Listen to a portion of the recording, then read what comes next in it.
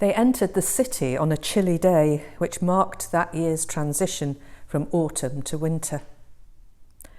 At an inn just inside the city wall, Jeshua took a small table with Jamal and Maria. He spoke to them quietly. There's an old warehouse just a few streets from here. Andy from the inn will show you. Bring the gold carriage. Andy led them without speaking through the grubby streets until he stopped by two big wooden doors. Is this it? Maria asked. He nodded, then trotted off. Jamal took the large iron ring on the right-hand door and twisted. It moved more easily than he'd expected.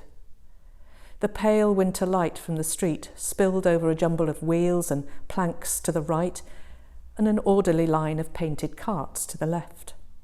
Further back, shafts of light revealed huge painted heads frozen in silent laughter or pain.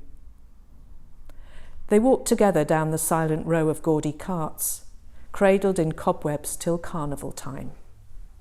There, in the middle of the row, stood a golden carriage, glorious even in the dusty gloom, graceful and light amongst the lumpen carts daubed in red and blue.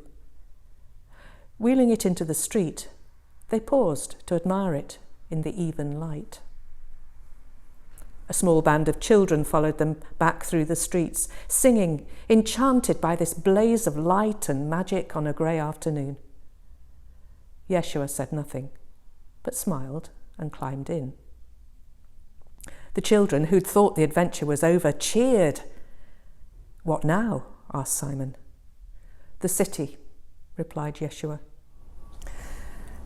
And so it was that Jeshua entered the city in a golden carriage, followed by a crowd of singing children, who drew in turn a crowd of adults captivated by this odd procession, significant and baffling, rich in portent, yet close to clowning. They sang Hallelujah in the way of crowds without knowing why, and chanted God is here without knowing who started it, until they were hoarse and thirsty. They stretched into long ribbons of shouting and laughter as the streets grew narrow at the heart of the city. Jeshua waved to the people and smiled, leaning out to touch and hear them. Only when it grew dark, when they'd visited every square, did he signal enough. The crowds melted happily away into the quiet streets to tell their families what they'd seen. Those who were left ate at the inn and slept there and in houses nearby, making themselves tentatively at home like cats by a strange new fireside. After midnight, it began to rain. Jeshua was up early next morning, wanting fruit for breakfast, but the inn had none. Martha and Maria followed him through the rain to the bottom of the road where the fields began in an orchard. He pushed open the gate and they saw him lean for a moment against the trunk of the first tree.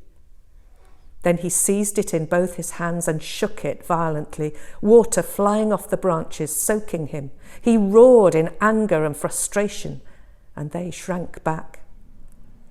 He rested his forehead against the tree trunk, and his shoulders began to shake.